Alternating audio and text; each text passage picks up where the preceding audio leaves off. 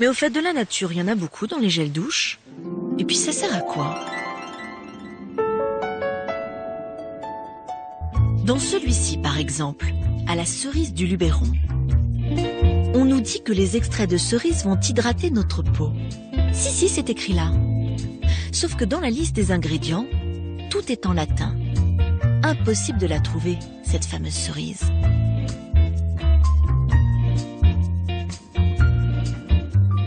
Alors nous sommes allés à Lille à la recherche de la cerise du Luberon.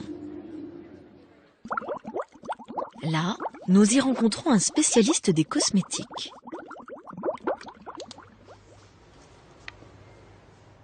Premier ingrédient de l'eau, deuxième ingrédient, le fameux sodium laureth sulfate critiquable, la glycérine. Julien Québec est journaliste et blogueur. Les étiquettes n'ont aucun secret pour lui. Ensuite, les polypropylènes glycols.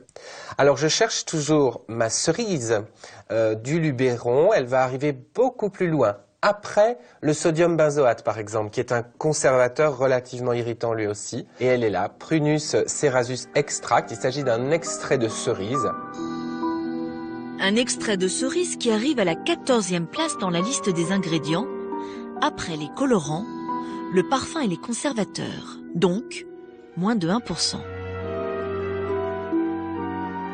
Ça, c'est réellement honteux. Le fait d'avoir la possibilité en France de trouver voyez ici, des illustrations qui évoquent vraiment la nature, alors que cette nature, elle est noyée dans une mer d'ingrédients synthétiques, chimiques certes, mais d'une chimie de bas étage. Et c'est la même chose pour beaucoup de gels douche, peu importe ce qu'ils nous vendent.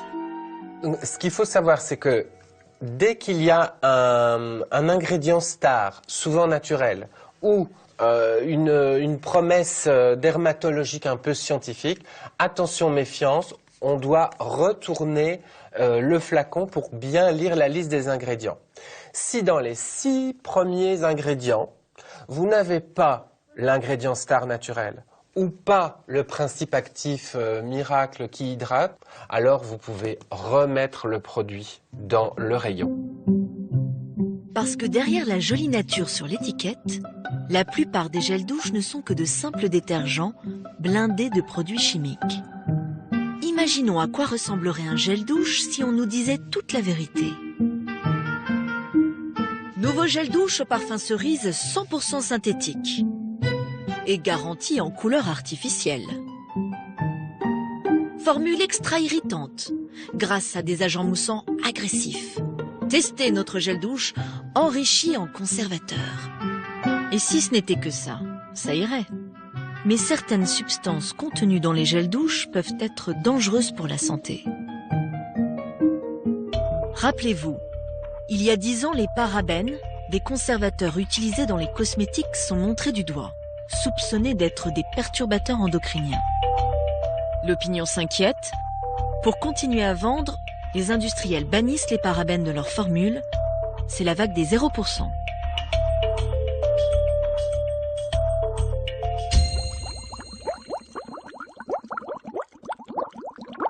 Laurence Wittner est journaliste. Elle tient un site d'information sur les cosmétiques.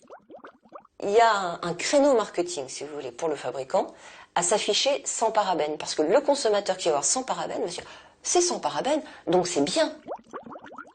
L'absurdité, c'est que le parabène a souvent été remplacé par un autre conservateur, encore plus nocif. Alors, je vais regarder ce qu'il y a à la place, parce que quand on voit un sans sur une étiquette, sans quelque chose, il est toujours intéressant de chercher par quoi il a été remplacé.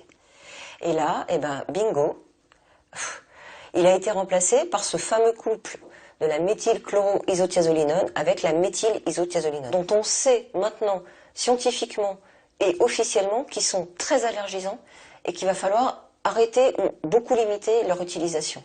Est-ce qu'on a vraiment gagné au change? Je pose la question.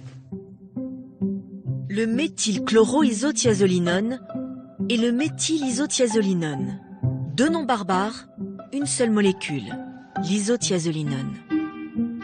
Le pire, c'est qu'il y a 20 ans, ces conservateurs largement utilisés avaient été abandonnés car trop allergisants. Aujourd'hui, les fabricants les ont remis sur le marché sans aucun scrupule.